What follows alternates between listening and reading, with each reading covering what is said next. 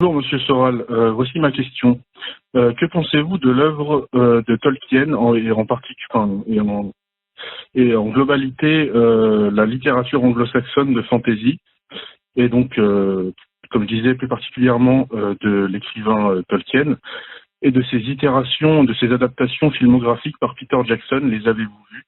Qu'en pensez-vous, puisque cette littérature inspire grandement, on va dire, les gens qui aspirent à une tradition, voilà, médiévale un peu fantasmée, un peu comment dirais-je, fictionnelle.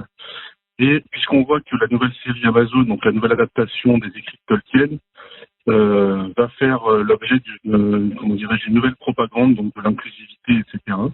Ce qui avait échappé aux anciennes adaptations de Peter Jackson. Et voilà, quel est votre avis sur l'œuvre de Tolkien, ses adaptations filmographiques, et voilà. Ça m'est relativement difficile de répondre parce que je me suis intéressé à Tolkien, que j'ai découvert par les adaptations cinématographiques, je le reconnais, Seigneur des Anneaux notamment. Je m'étais pas vraiment posé la question. Simplement, à vrai, ça m'a interpellé à cause d'ailleurs de Harry Potter. Je trouvais qu'il y avait une version dévoyée chez Harry Potter de ce qui était en jeu chez Tolkien. Peut-être même que c'est volontaire.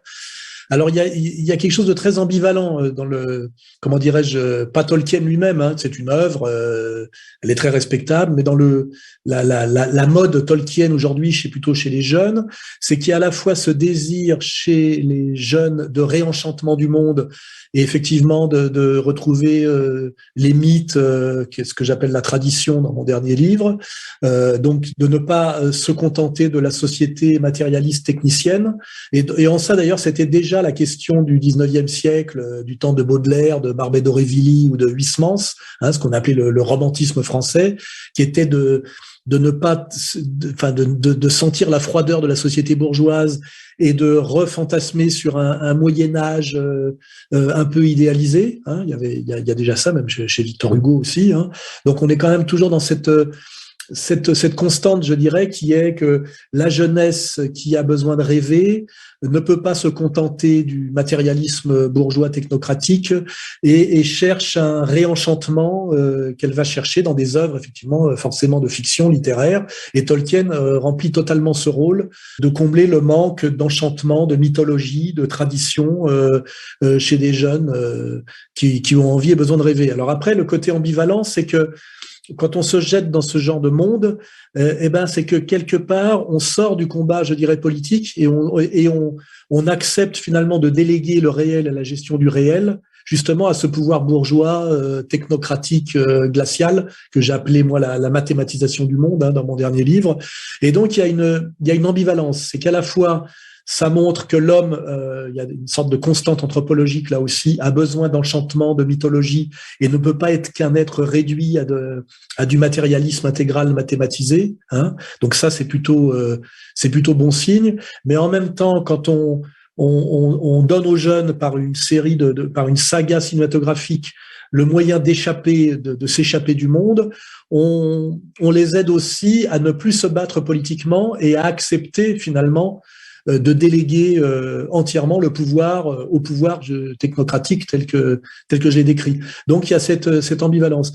Et quand je pense à ça, je me dis finalement que les dernières mutations de Facebook et de Zuckerberg, là qu'on appelle, je sais plus comment c'est, métavers, c'est ça, remplissent ce même rôle de manière plus vulgaire et plus cheap. Et c'est un peu ce danger, c'est de vous proposer de l'au-delà, de la mythologie préfabriquée, pour que vous puissiez rêver, et pendant que vous rêvez, l'oligarchie, elle, s'occupe du reste. Voilà. Donc il faut être il faut être bien conscient de cette ambivalence.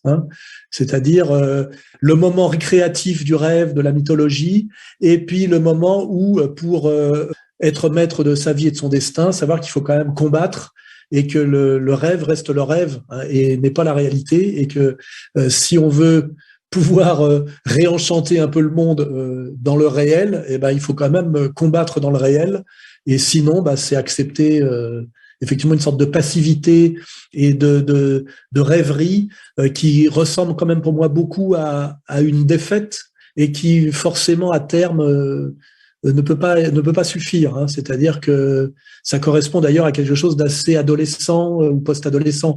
J'imagine pas tellement un adulte de 45-50 ans vivant dans et pour Tolkien et baignant en permanence dans le Seigneur des Anneaux, hein. On est quand même là dans quelque chose d'assez adolescent.